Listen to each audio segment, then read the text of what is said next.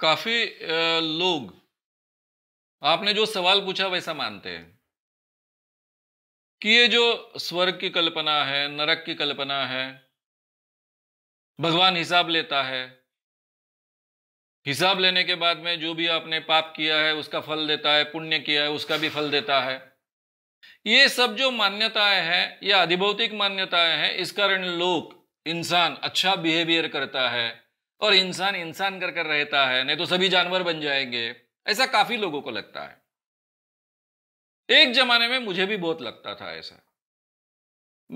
मुझ पर बहुत अच्छे धार्मिक संस्कार हो चुके हैं। विनोबा जी के आश्रम में काफी रहा, उसके बावजूद सभी धार्मिक और अंधविश्वासी दोनों प्रकार के संस्कार मुझ पर हुए हैं। तो मुझे ये बहुत तीव्रता से लगता था। 1975 में जब भारत में इमरजेंसी डिक्लेयर हुई, तो तीसरे ही दिन मुझे जेल जाना पड़ा, क्योंकि इमरजेंसी के दूसरे दिन में हमने विरोध किया था, पोस्टर्स लगाए थे वर्धा शहर में। तो वर्धा के जेल में तीसरे दिन में हमको दाखिल किया गया। दाखिल हुए, हम तीनों विद्यार्थी थे, कॉलेज में पढ़ने वाले थे। तब मैंने इंग्लिश लिटरेचर में एमए पार्ट 1 की परीक्षा दे चुका था और जेल में गया था। मेरा दूसरा साथी चंद्रकांत मानखेड़े, उसने भी एग्जाम देने के बाद वो जेल आया था। मेरा तीसरा साथी, वो भी एग्जाम देने के बाद जेल आया था और हमारी पढ़ाई शुरू थी। इमरजेंसी डिक्लेयर होने के कारण जिन जिन लोगों पर गुनाह किसी भी कारणवश दाखिल हो गया, उन सभी को जेल में ठूसा गया था।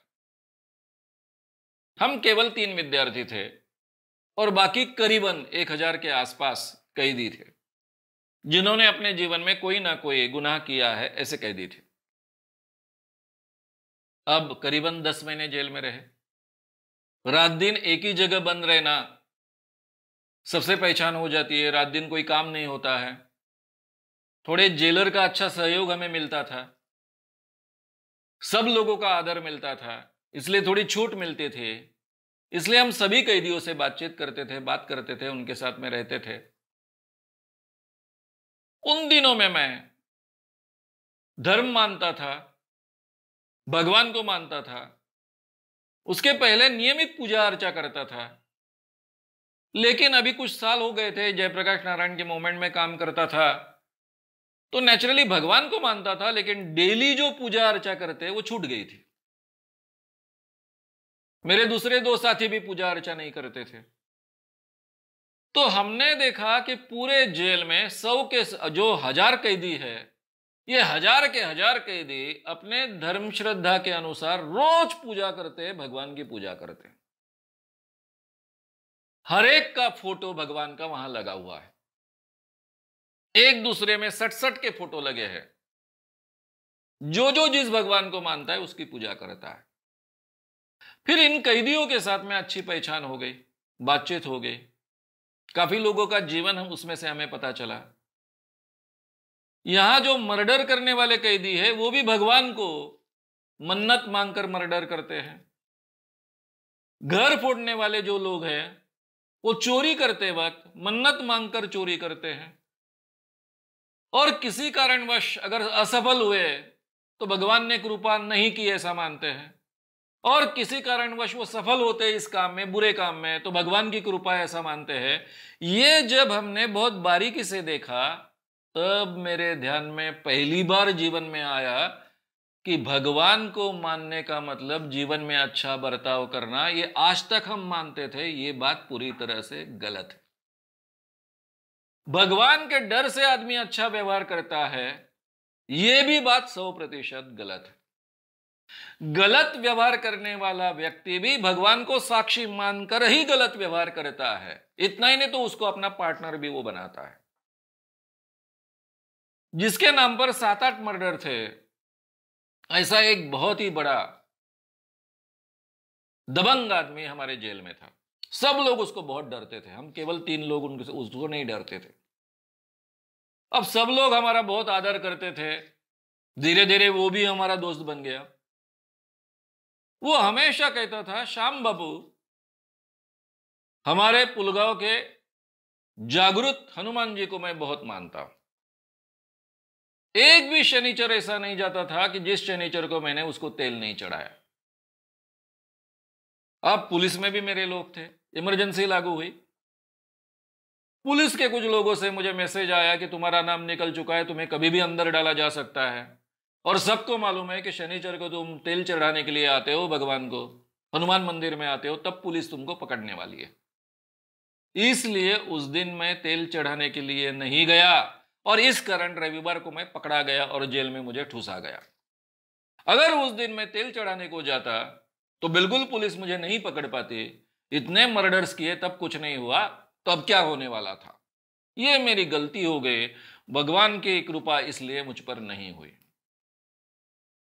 अब जो आदमी मर्डर करने के लिए भी भगवान को मन्नत मांग कर जाता है, भगवान को साक्षी रखकर मर्डर करता है, ऐसे व्यक्ति एक दो नहीं हजारों के तादाद में जब हमने देखे, तब हमारे ध्यान में आया कि भगवान को मानना नहीं मानना, इसका संबंध अच्छा काम करना नहीं करना इससे बिल्कुल नहीं होता है। जो लोग भगवान को मानते हैं वो सभी बदमाश होते हैं क्या? नहीं ना, बहुत लोग प्रामाणिक होते हैं। लेकिन जो प्रामाणिक लोग भगवान को मानते हैं वो अपने प्रामाणिक जीवन के साथ में भगवान को जोड़ते हैं।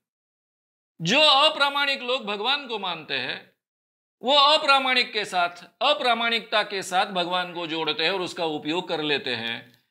ये वास्तविकता पहली बार हमारे ध्यान में आई।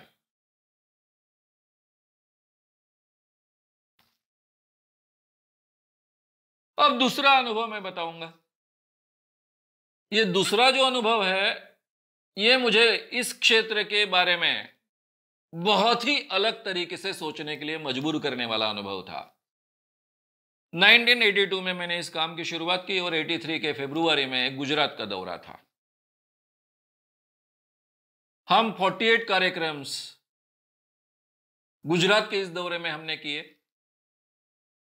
ये 48 कार्यक्रम करने के शुरुआत में ही शायद दूसरा या तीसरा कार्यक्रम हुआ और मुझे एक स्टेज पर बैठे हुए जो व्यक्ति थे, इस कार्यक्रम में पूरे 3 घंटे में भाषण देता था बी प्रेमानंद जी, चमत्कार करते थे।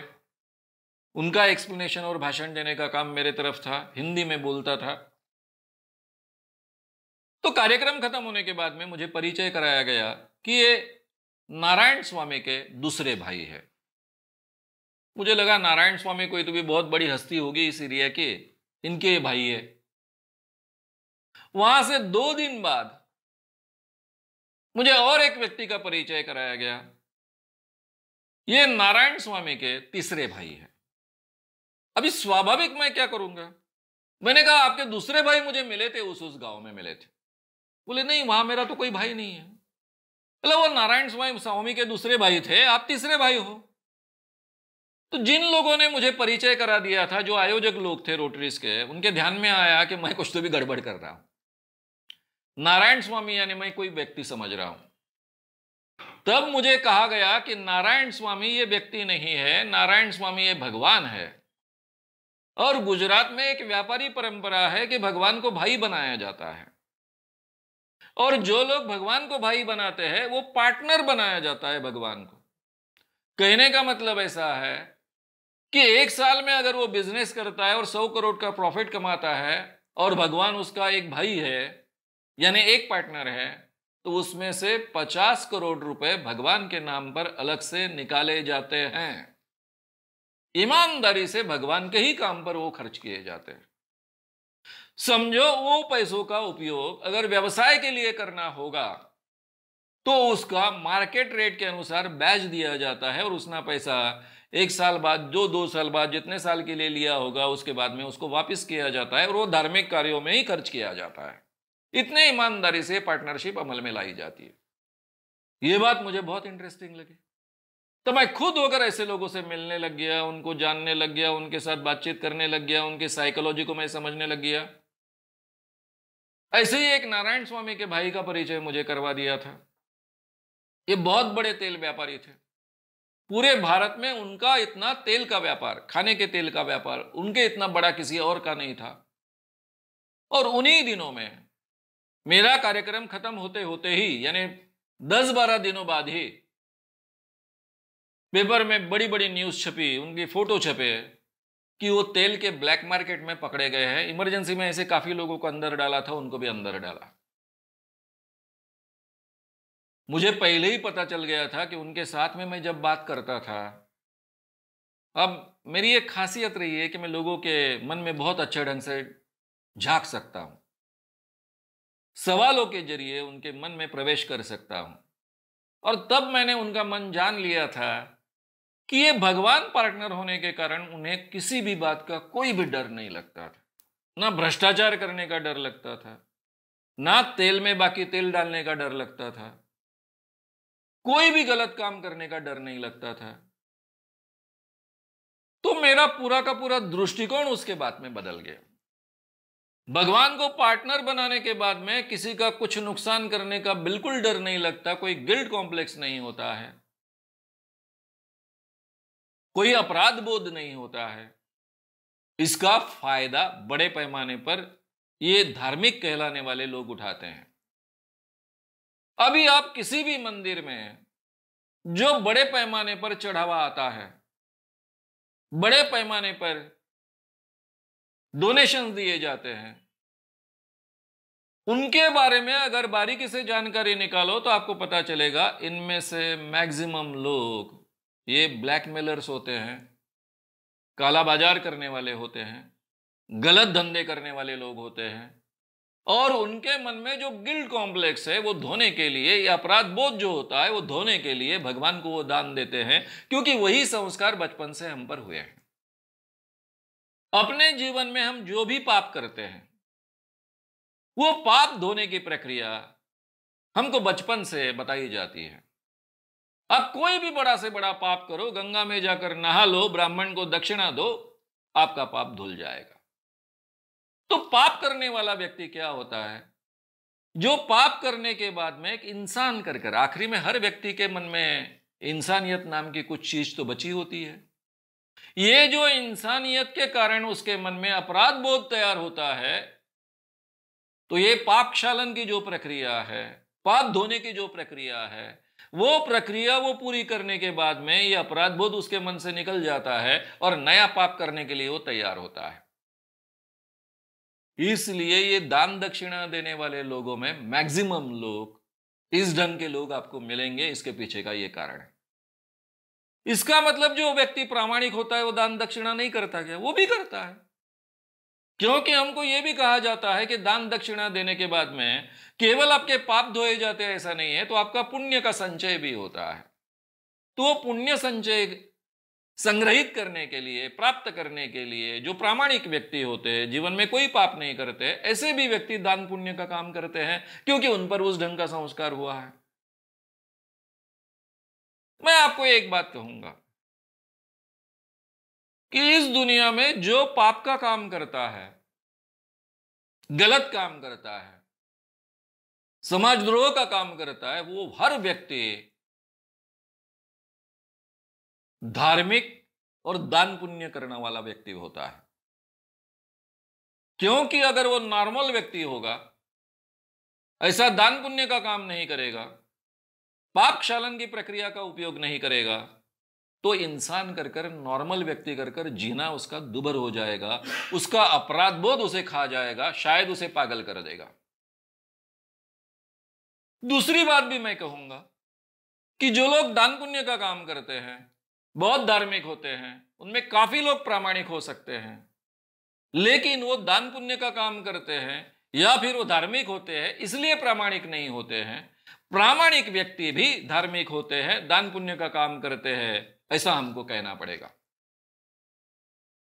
हालांकि ये जो पाप क्षालन की प्रक्रिया निर्माण हुए, उसके पीछे का कारण बुरा नहीं था। क्रिश्चियनिटी में भी, क्रिश्चियन धर्म में भी ये प्रक्रिया है। इसको कन्फेशन की प्रक्रिया कहते हैं कि भाई आपके जीवन में कोई आपने गलती कर दी, तो जाकर वहां एक कन्फेशन बॉक्स होता है चर्च में, वहां जाइए। पादरी को आपका चेहरा भी नहीं दिखता है, उस कन्फेशन बॉक्स में कोई जाने के बाद में पादरी वहां आता है, आपका कन्फेशन सुनता है, यीशु ने आपको माफ कर दिया ऐसा आशीर्वाद देता है। उसके बाद में हमको तय करना होता है कि जो गलती मैंने की है वो गलती मैं बाद में दोहराऊंगा नहीं, और फिर मैं अपने आप को सुधारूंगा। तो एक बहुत अच्छी साइकोलॉजिकल प्रक्रिया हो सकती है।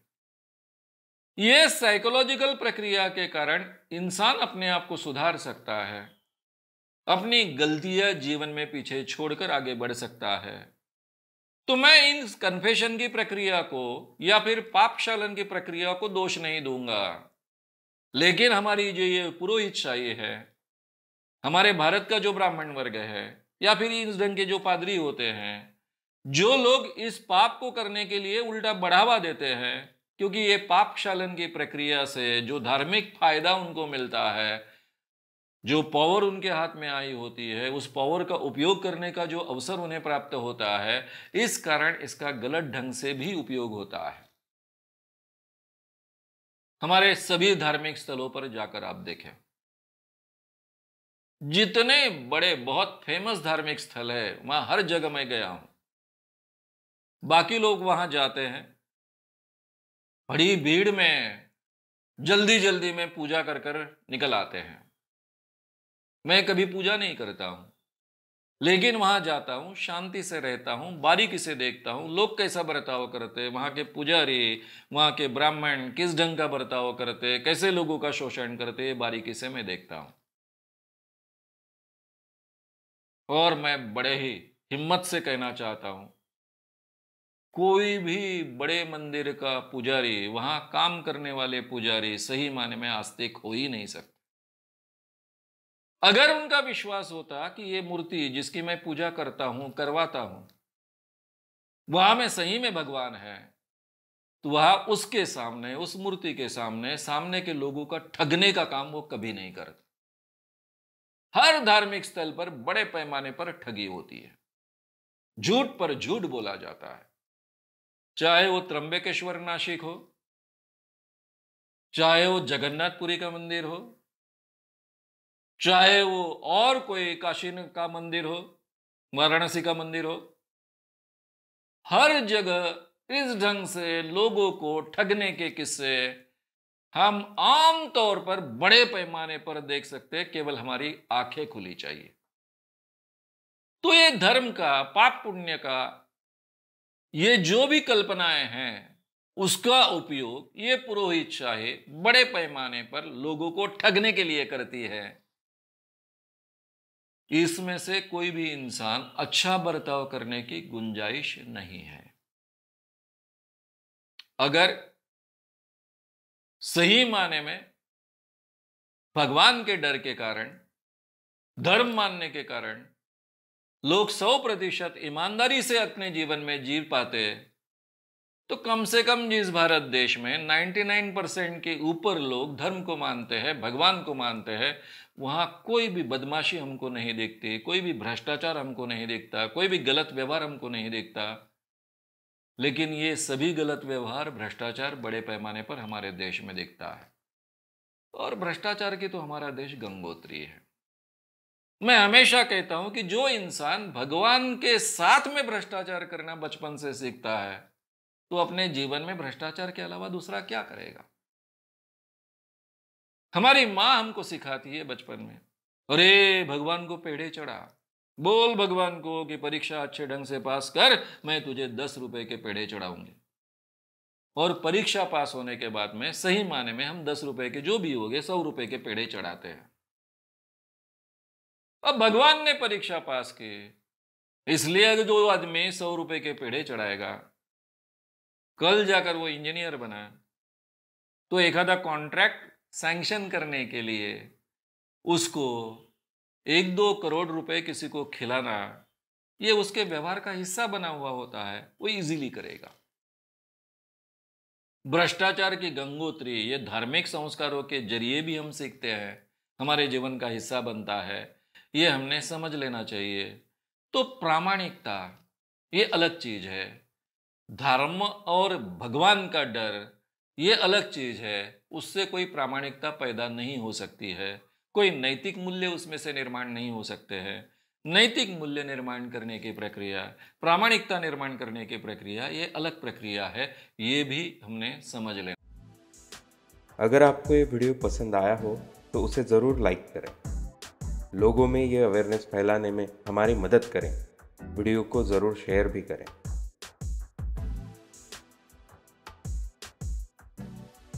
तो हमारे YouTube चैनल श्याम मानव को विज़िट करें। ऐसे सारे वीडियोस का आनंद लेने के लिए हमारे चैनल को सब्सक्राइब करें, उसके लिए सब्सक्राइब बटन दबाएं। नए वीडियोस का नोटिफिकेशन पाने के लिए बेल आइकन दबाएं।